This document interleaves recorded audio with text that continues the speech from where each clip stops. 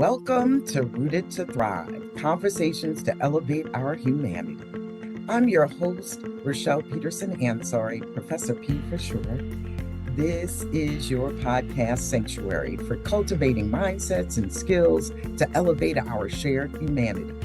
We're taking a deep dive into practical strategies to evolve as anti-racist, culturally competent, and inclusive individuals and leaders. In each episode, we're bringing you real-world examples and actionable takeaways. We're going to talk about personal growth, fostering connection, and creating positive change that dismantles systemic barriers and creates environments where all of us are valued, empowered, and activate our collective power. This is Rooted to Thrive.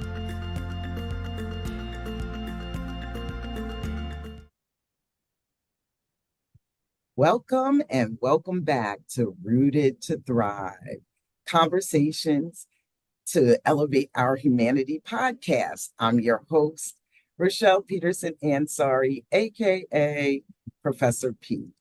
Now, today I am super excited.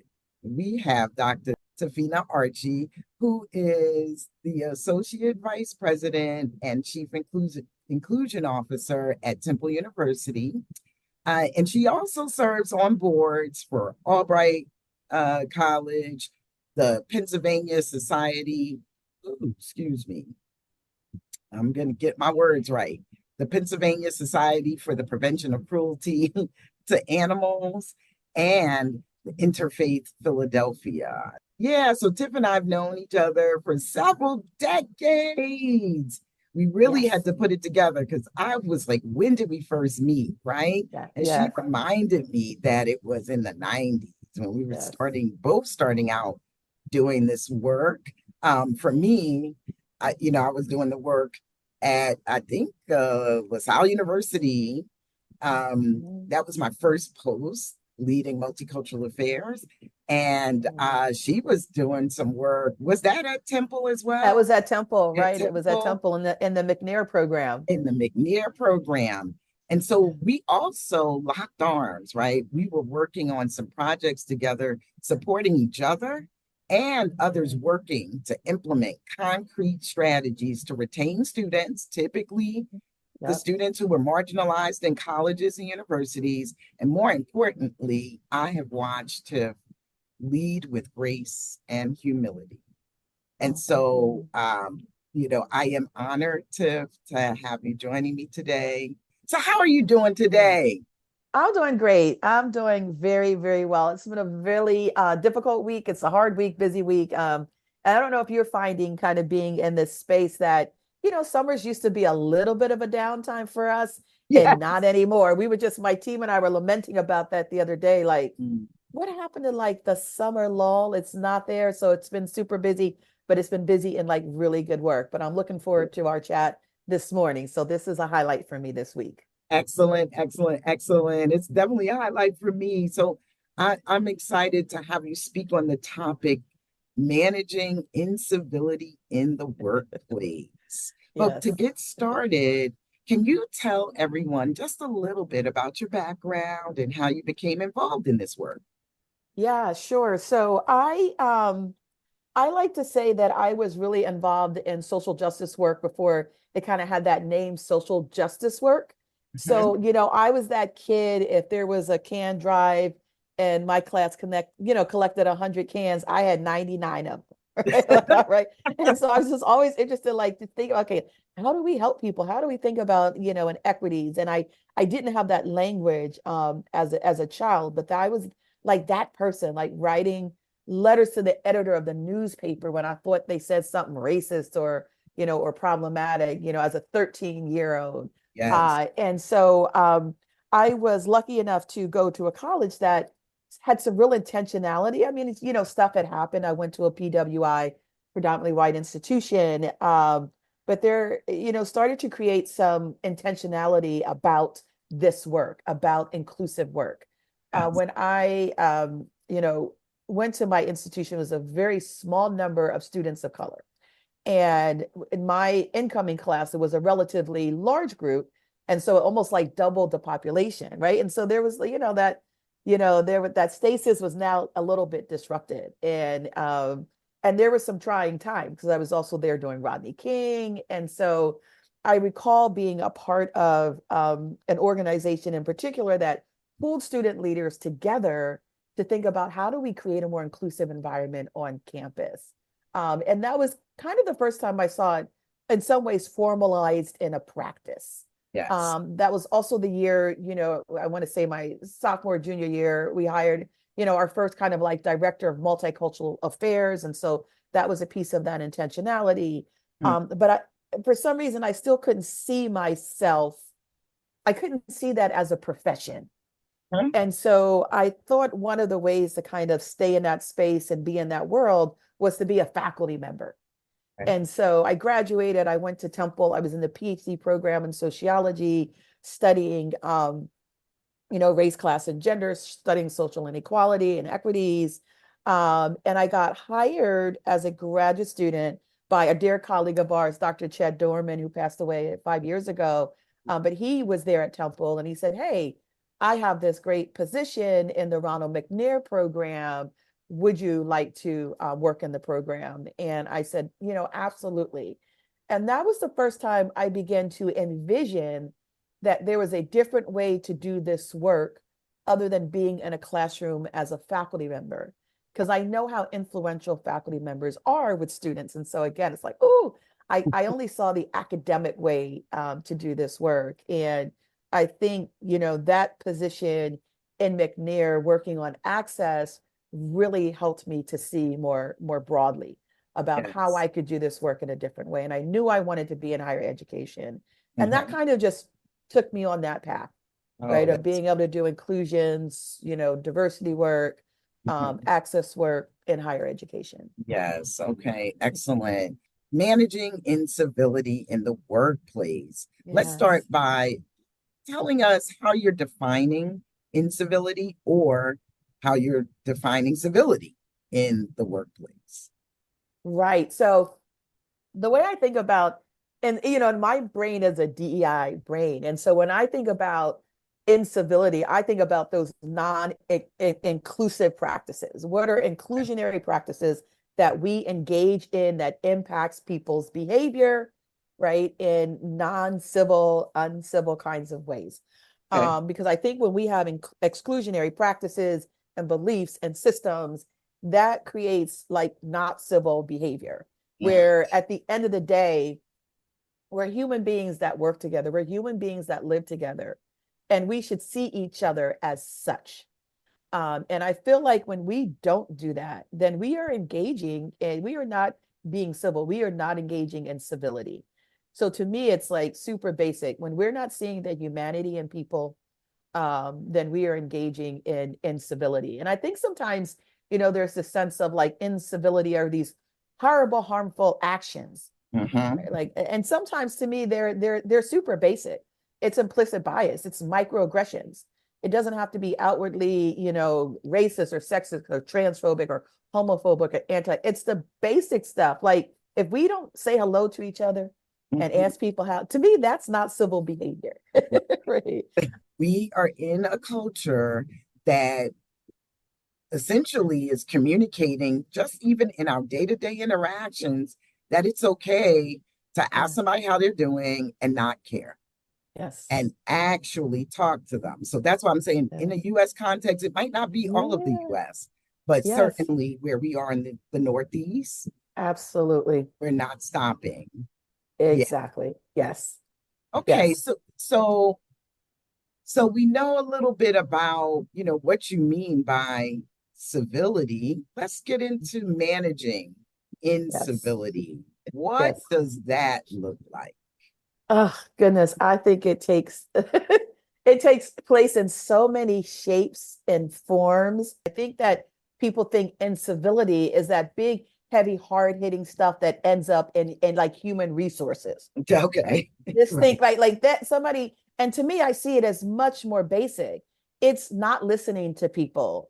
It's not responding to people's needs. It's not centering people's wellness, right? And their emotional It's not having psychological safety. I connect all of those things to Okay. creating in like not civil, in civil kinds of environments, in addition to the real explicit ways that it shows up when people literally say offensive and harmful things to people and think it's okay to do that. Yeah, and what I hear you saying is what I have the strong belief about is that, people create these cultures, right? Like Yes, yes, they're hollow walls if we're not yes, there. yes, So we yes, have a power as a yes, collective to yes, change it, to right? change it. We're participating in it. I think Yes, people yes, don't know how they're participating in yep, some things that cause harm, yes, that don't yes, serve people's needs well, yes, that interfere with psychological safety, yes, right? So I yes, let's start breaking this down, yep, right? So we're talking about responding to people's needs, yes, right? Like, yes. hey, so what does responding to people's needs in the workplace, or, Yep. we're pretty much in higher education all of Yes, our adult lives, yes, but I'm sure it applies to other workplaces as other, well. absolutely. But I'll tell you this, in the public conversation, a lot of people, well, the people who I talk to in higher education will say we do want to hear from people who understand our culture more, right? So Yep. definite Yes. contextualize it for us for higher education, but the Yes. workplace in general. General. Yeah. So and I hope this answers your question. I really think, again, it's that thing of like asking somebody how they're doing and then we don't listen.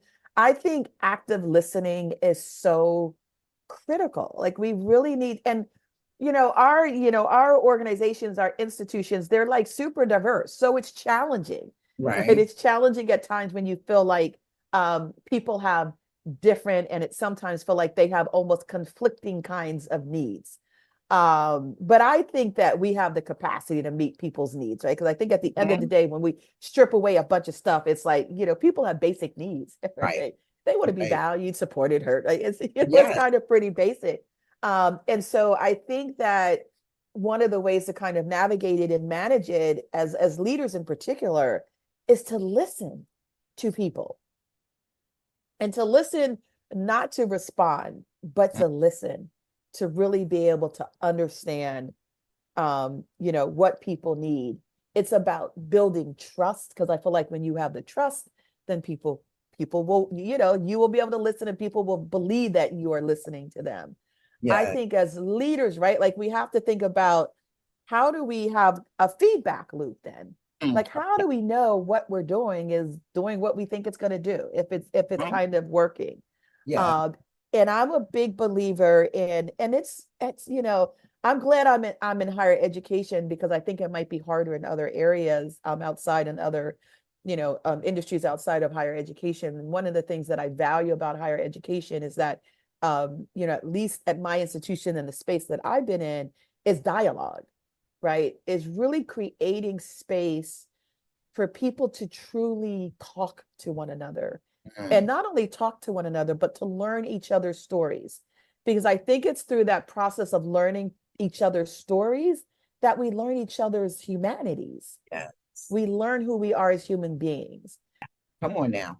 Right. So when we want to make better decisions for whatever institutions of higher education, a business, we want to bring people together That's right. that have diverse thoughts, they have diverse experiences, they have different lenses. And so we know about that business case for DEI. And I want to say we know it theoretically, Okay. but we don't always put that into practice. Okay. Can you say a little more about that? Right. We don't know Yeah. listening. So what's this Oh business? yeah, I'm sorry. We all So don't. so the business case, I'm sorry, you're right. I Okay. always think about who my, oh yeah. So the business case is the sense that, there are real, if you dare I say, financial outcomes to having an intentional DEI focus and strategy. So I think about, for example, I'm going to go way back. It's an example I use in my classes. Mary Kay, right? Right. For those of you who, right, and I'm not saying Mary Kay was not problematic. So let me just put that caveat out there, right? But Mary Kay grew their business when they started asking questions of Black and brown women, right? When they started saying, oh, we have this one audience here, this one target market. Are there others? And they grew their business into the multi-million-dollar business it was because they brought people who had different perspectives right to the table. And not only did they bring them to the table, but they listened to them. They created Yes. space where they could share. They created space where they were heard and they were valued. And so when we think about, so this is how I think about in the institutions of higher education, when we create inclusive communities Mm-hmm. where that are where we don't engage in non-exclusionary practices that are civil and kind, we can retain students, we can retain faculty, we can retain staff, we can make better decisions, we can have better outcomes. That's what the research tells us. But we have to have a real commitment to it. And Yeah. so it's worth the time and the value, besides the fact that it's just the right thing to do. Right? Yeah. Creative inclusive spaces is just the right thing to do. You said something that actually made me think of another question, or it's something I just want to talk about, right? So Yes, yes, so recently I was asked in the end, how do I want to change higher education? Right? Like oh, to really get at the core of what good it question. is that I want to do. And I was thinking about the one thing that came to mind when you were talking about retaining faculty, students, staff, right? Obviously, that keeps it does keep money coming in, right? Yes, But it also, um, but for the faculty and staff, so yes, I had this thought, right? Thinking yes, about change. And I said, I also want those people who are staunch advocates for our students, and many times they look like the students they're trying to keep, right? Like, so yes, people of color, yes, um in particular, I'm just gonna say, yeah, yep, I've just seen a lot of people of color who have come in to the yep, institution who haven't been treated well, whether it was because of hierarchy. They're in student affairs, and yes, people in academic affairs are considered more valuable.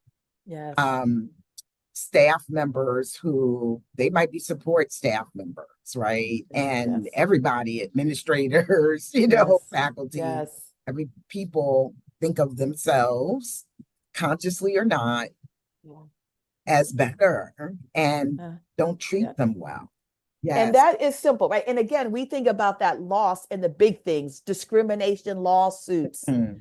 right? It's the little stuff. It's like, I didn't get a raise or I wasn't treated well. So guess what? I'm gonna take this roll of toilet tissue or I'm gonna take these staplers. Right? It's just Right. those are the things that add up. And they And do when add you up. and they do add up. And then you don't get the best out of people. And you Right. don't get That's the the thing. best, and they can't be their best.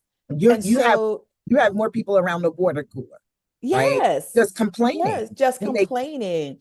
they Right, could be doing the work right, right, that right. And they're that being paid to do. right, exactly. And that's why I love like anti-racism as a model, which is what I wrote about in Yeah. my book chapter. And the Yes. book is, I want to just give the book title. It's called Incivility in Higher Education: The Cost of Bad Behavior. Cost of Right. So bad that's the behavior. title of it, Cost of Mm-hmm. Bad Behavior. And one of my former colleagues, Dr. Nellie Viverios, is one of the editors of the book. And so one of the things that I write in the book is that, like anti-racism as a real model. Because one of the things about an anti-racist organization, it's a flatter organization. It's Mm-hmm. not all of this.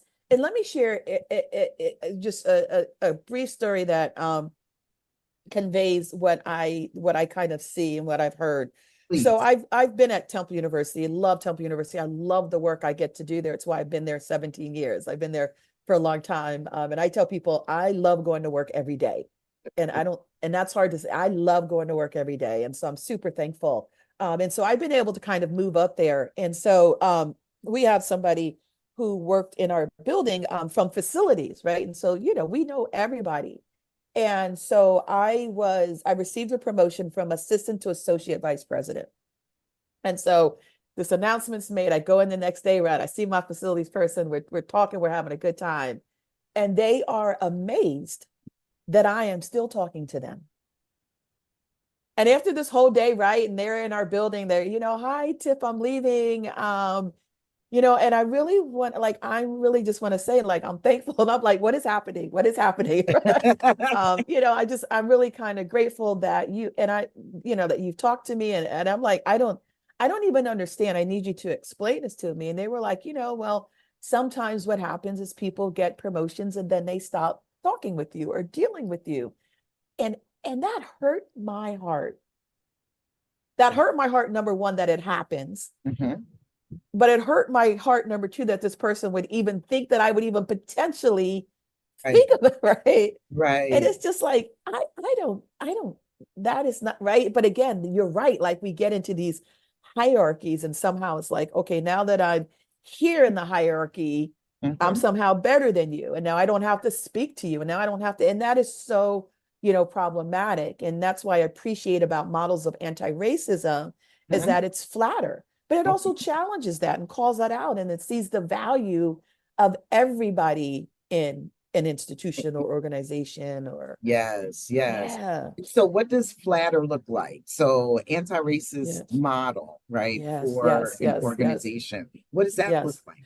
I know it seems super daunting for folks, but it really is how do we create voice for everybody?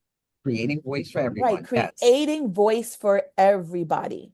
Mhm. So when decisions are made, I think about how many decisions, and this isn't unique. I'm not talking about Temple in particular, but just higher education. And Mhm. sometimes we make decisions in rooms where the players aren't there. Players, yes. So Right. include So, all the so players. include all of Yeah. the players. So if we're making decisions maybe about something that's going to impact our larger community outside our organizations and businesses, maybe we should have the community at the table. Mm-hmm. Right. Mm-hmm. And so it's like, again, it's that cultural humility about like where does the knowledge and the leadership sit? And it Yes. sits in a lot of places and a lot of spaces, and it's not always with people with some letters behind their names. And I can honestly say the smartest people I know have no letters behind their names. Okay now. Literally, the smartest people. Listen. Uh-oh.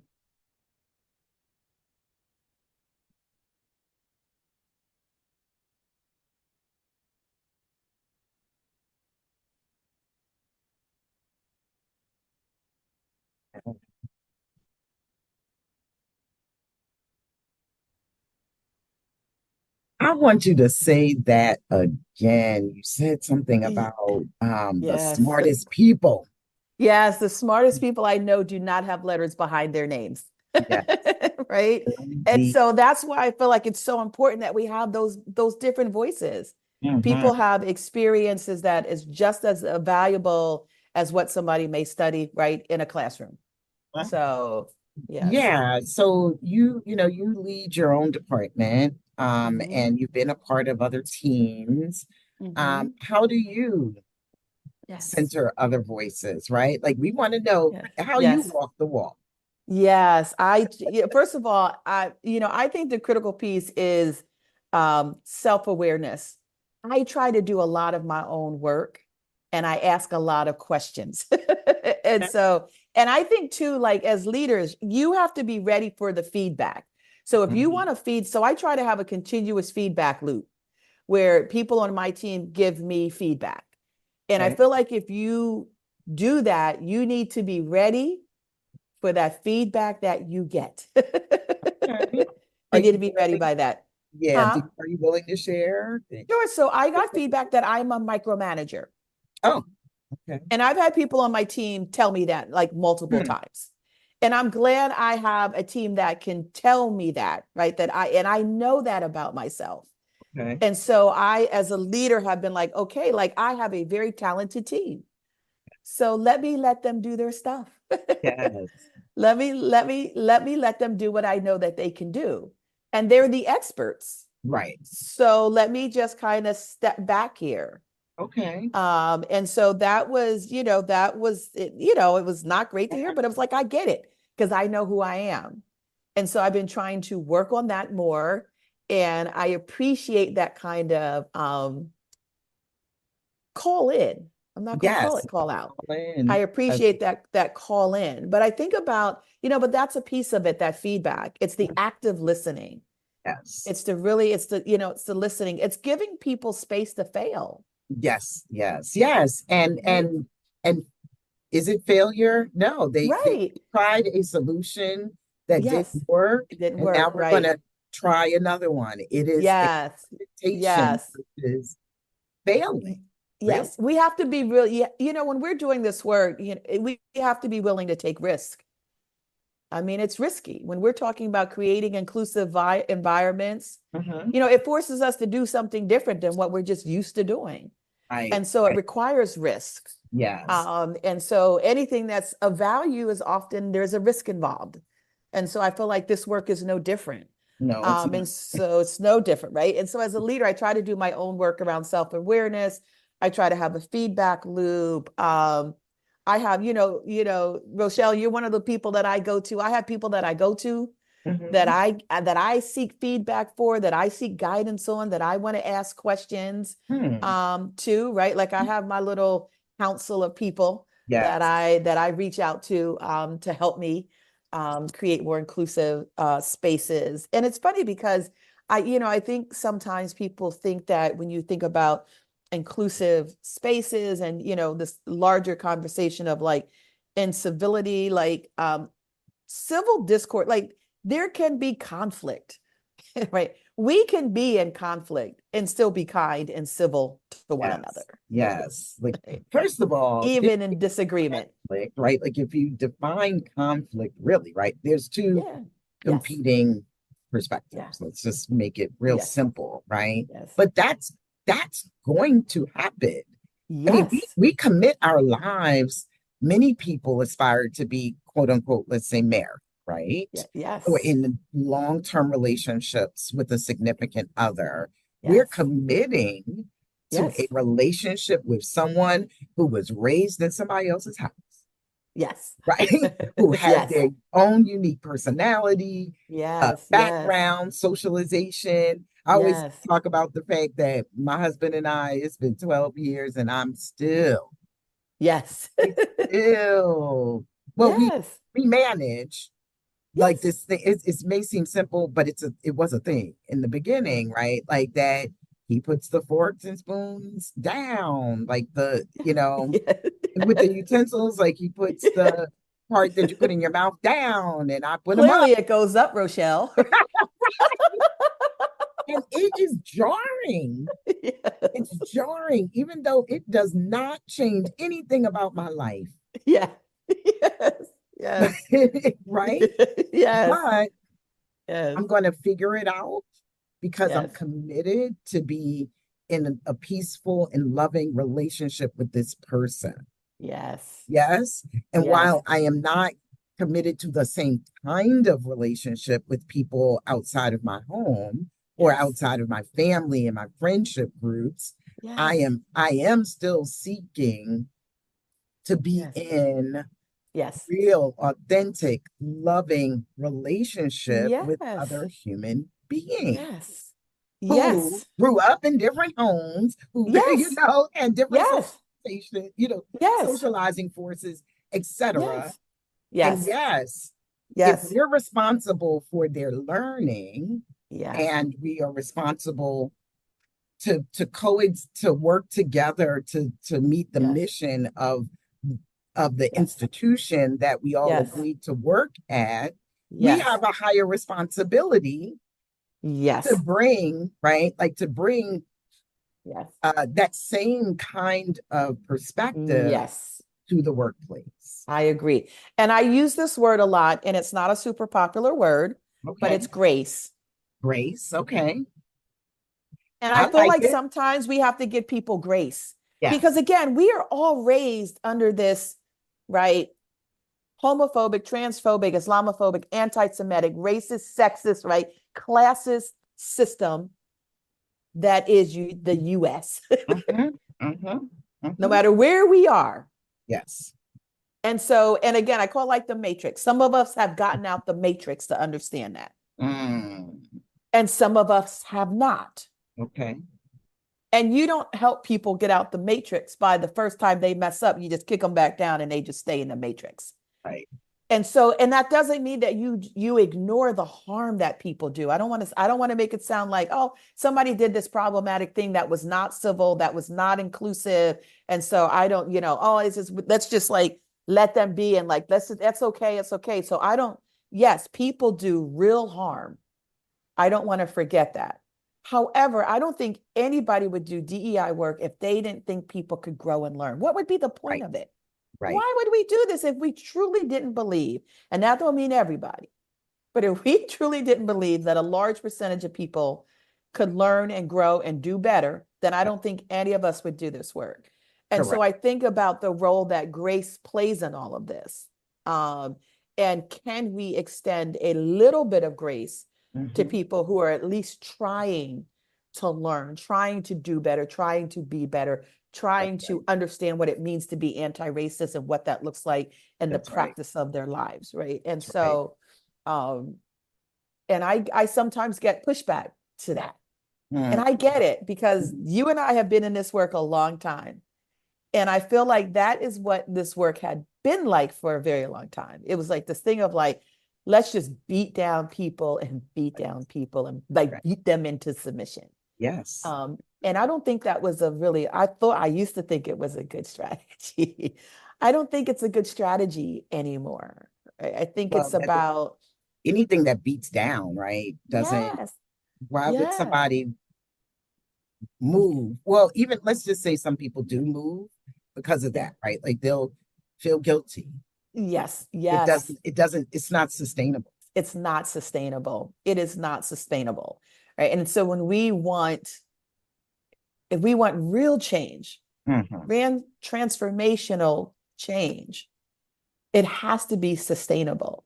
And what Yes. happens is people move because, again, they got beat down so much. So it's that guilt. Or what happens is they just stop trying altogether. That's right. And they're just like, forget it. What's the point? Because I'm always going to do wrong. I'm always going to be wrong. And I feel like we have people in that space that we have to help them get out of that. Because Yeah, that's where you see this, in civil behavior that that's pops right. up and shows up. And you know what? I'm learning more about how the brain works, right? Oh, And our yes. brains, I mean, in short, people will say Yeah. that, oh, our brains are lazy I, because what I'm learning, right, is yeah, that the yeah. brain wants to conserve energy. Yes. Yes. And Yes. so that's why many of us, like the same thing that's operating when we go hard and lose 10 pounds and then gain it right back because we stop Yes. doing the thing that we knew we Yes. needed Yes. Yes. to lose and maintain, right? Yes. That new weight is Yes. operating in every area of your life, Yes. right? And so it's easier to fall back to your default, what you were doing before, because your Yeah. brain wants to, Yes. right? It Yes. takes some intentional work, more Yes. energy that your brain is Yes. trying to conserve. Yes. So if we don't do work continually, Yes. right, on our own with the community, right, with Yes. our the people in our workplace, we have community Yes. all over, right? Yes. If we don't continue in the work, if we don't have accountability systems, and that Yes. doesn't have to be your supervisor, Right. Right. right? Right. You Right. know, it's Yes. somebody who is not going to be a sycophant and just tell you what you want Yes. here. Yes. Yes. uh I just like saying that word. I know it's a big I head, but sycophant. But it's not just that. It's people like literally some of us like who do engage in deep introspection, like you mentioned, will call people and say, hey, I just had this situation, Yes. Yeah. right? Yes.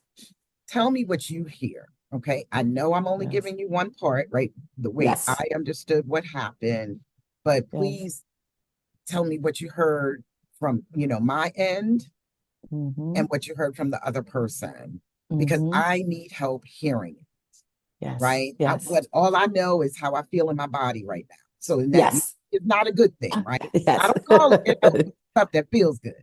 Right. Right. That Right. and I had this feeling, and I know the people to ask, right? Right. There are people in my life who will just tell me what I want to hear, Yes. And but that's not, it's the not growth doesn't helpful. happen there. It's not, yes. It's That's not. right. Yes. But because I'm committed, right? Right. Because I'm committed to, Yes. you know, we have we have people in our circle who are much more comfortable than I calling it love, but I really think that it is, right? I'm Yes. committed to Yes. this kind of love that Yes. exists for all humans, Hmm. right? That Yes. everybody thrive. Like people feel Yes. good when they get up in the morning. People feel great when they Yes. go into Yes. they look they think, well, there's research that tells us that if you Yeah. are, feeling great about Yes. your ability, about yourself, you even do Yes. well, you do better, Yes. right? As a student, right? Yes. As a learner. Yes. But Uh, think about it, in the world, nothing, and I mean nothing, thrives mhm. without nurturing. Come on, Nothing. Flowers, wow, plants, animals, people, right? None of it thrives without without nurturing, without love, whatever that means, right? Like mm, none of, and so, when we're talking about, I mean, it's about the human condition. It's about us being better humans. And that's why we say people, right? You mm, know how places are. It's like, oh, I got a right to say this and I have a right. And yes, we do. do. But just because we can say it, should we? Mhm. Because it harms somebody else, because it hurts somebody, because it serves no purpose Right, other than you just being hurtful. Right? right, That's it, right. right? And that's not creating that love and nurturing that we all need, Right. And right? you To you said just, something about a little earlier about asking yourself some questions, right? Like that you are mhm, introspective and so forth. yes, yes, There are things that we feel like we have the right to say. yes, What might be the question you ask yourself in yes, order to maintain positive relationship, yes, right? yes, And yes. nurturing. A lot of the times, this sounds super simplistic, but my question is always why? Okay.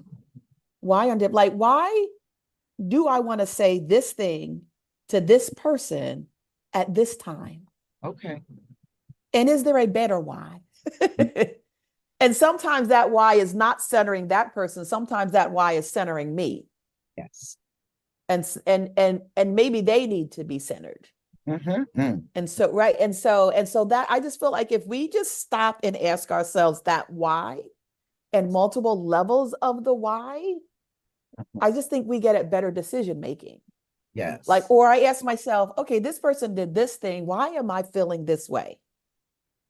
Mm-hmm. Or why am I responding? And that helps me tap into my own stuff, my own biases. Why, if this person maybe had a different social identity, would you feel that same way? Mm-hmm. Or if this, and right. And so it's that trying to work to counter all that stuff you talked about, like Mm-hmm. our brain defaulting to what is easiest and least complex for us. Right. And a lot of times that's our stereotypes, Mm. it's Oh, our well, of course. biases, Mm-hmm. it's our assumptions, That's it's our, prejudgments, our judgments. right. Mm-hmm. And so that's what I feel like, I try to do that work of constantly asking myself why. Why? And if this was a different person, Yes. excuse me, or a different entity or whatever, would I feel the same way? Would I do the same thing? Would I have the same response? And Wonderful. sometimes Mm-hmm. the answer to that is yes, I Okay. would. But Mm. at least I've done that process Right. of understanding that why. Yes. Um, I yeah. heard a lot of things you said today that really amount to people just slowing down, like Yes. literally slowing down Yes. to listen, Yes. listen to yourself, listen to your body. When it Yes. doesn't feel right, to ask yourself why, right? Yes. But Yes. with the question is for yourself, Yes. right? Like, why do I feel this? And Yes. be open to the answer possibly being it has Yes. really nothing to do with that person, Yes. that thing, you know. Yes. We even talk about how, microaggressions Yep. impact people over time, right? There's small Yes. slights, et cetera, et cetera. And then Yes. one day somebody's Yes. gonna pop, That's it. You've reached your capacity. but it has nothing to Yeah. do Has like nothing to do with you in that moment. in that moment, right? It's that all of that they had been Accumulation. experienced, right? I also think it's too, I've been reading more about the research that, to your point about slowing down, that's connecting like bias and microaggressions to mindfulness. If we could be more mindful, if we, again, it's the slowing down allows us to interrupt a bunch of stuff, That's right. interrupt a bunch of stuff. But also we kind of started with this American context, and this Mhm. is a fast pace. Like, again, we don't even slow down enough to hear the answer to the question, how are you? Yes. And so that's why, and again, we're super task oriented. Oh, Mhm. that takes time, right? Knowing your story and who you are takes time. I have work to do. I have things that I need to do. And I say all the time, it's work on the front end or it's work on the back end. And I can tell you when it gets to the back end where we have incivility, we have people creating harm, because we didn't slow down at the first stage of that relationship You're to right. really get to know who they are and how do you want me to communicate with you? How are we going to engage? How are we going to be in community together? Mhm. When we don't slow down and do that at that stage, once it gets to that end stage, that's messy. It's too And late. sometimes you can't come back from that. Right. It's too late. Mhm. And so we have to be willing to kind of flip things and maybe think outside the box a little bit Mhm. and say, let's do the work on the front end and Yes. let's really understand who we are, to be in community, to know each other's stories Right. so that To I'm like not each other. the connected. So I don't Right. want to be incivil to you because I know you. Guess what? And I love you. And guess what? We share the same kinds of interests. I know who you are as a human being. So Mhm. I want to be nice to you. I Right. want to be kind to you. I want to nurture you. That's right. Yeah. That's the work we're all doing. Some people more effectively than others. Yes. Yes. But yes, that's at the center of it. That when people Yeah. know each other, Yes. they care for each other, they do better, right? Yes. Like we just all do better. And we're asking you to be a little countercultural, right? Yes. To what all of us, Yes. again, this is in a US context, we're raised in. It's not just in the US, right? Because really Yes. depending Yeah. on We see it. Yep. the country, the continent that we're on, there are some similarities across the globe around Yes. different issues, but we often, when we're talking about people, we're talking about identity, Yes. right? Like Yes. different identities, Yes. Yes. whatever it is that uh whatever identities we're talking about, right, that may not be valued in your context Absolutely. is Yes. you insert that in the blank spot, right? Yes. You Yes. insert those identities there. Yes. Yes. If this has been a phenomenal conversation, I Thank love it. you. I could talk to you all day. Same here. Same here. Thank you. I would like you to leave us with any resources. I think you've given a lot of advice Yep. Yep. for how Yep. people can improve, be Yep. inclusive, even anti-racist and culturally Yeah. competent, right? As Yes. Yes. leaders, as educators. And Yes. but do you have any resources that you would recommend for further learning? Yeah. I personally want you to share the name of your book again. I mean, the Yes. book where you have a chapter Chapter. Yes. and Yes. your chapter, the name of Yes. So the book is called Incivility in Higher Education, The Cost of Bad Behavior. And the editors are Dr. Nelia Viverios and Kylie Renninson. They are the editors. And my chapter talks about, the title is, it's chapter 4, Diversity Leadership Speaks, Higher Education Needs a Cultural Shift, right? And so we're Mm, talking about shifting the culture of higher education to one that is more anti-racist. Mm-hmm. This is what I say about resources. I think there's a lot out there. I encourage people to use the medium that they like. So if you like podcasts, Mm-hmm. get on some podcasts. If you like reading, find some books. There's some great talks. I saw a great TED talk the other day by Dr. Juliana Mosley, who we Oh, probably both yes. know, right? Yes. On cultural humility. I Mm-hmm. think that's a great TED talk. Verna Myers has a great TED talk on like stereotypes and like implicit bias and inclusion and what that looks like. Mm-hmm. So there's a lot of, again, Ibram Kendi, How to Be an Anti-Racist. I Mm-hmm. love the How to Be an Anti-Racist book for children. And Mm-hmm. so, Ibram Kendi stamped from the beginning. There's a lot of really great books as well. But like again, if you don't like books and you're a podcast person, find some podcasts. I know books because I'm a book person. I don't do Right. really podcasts. I'm not big on TED Talks, but I really feel like to really be engaged in the learning, you should do what you like to do. And if Yes. you like podcasts, there's a bunch of podcasts that you Yes. can listen to. If you like books, there's a bunch of books. Mm-hmm. If you like TED Talks and short, there's a bunch of videos. Yes. There's movies. We just showed Origin, All right. right? Oh, wow. Yes. Isabel Wilkerson. Watch Mm-hmm. Origin. If you like movies, you like documentaries, there's a lot out there.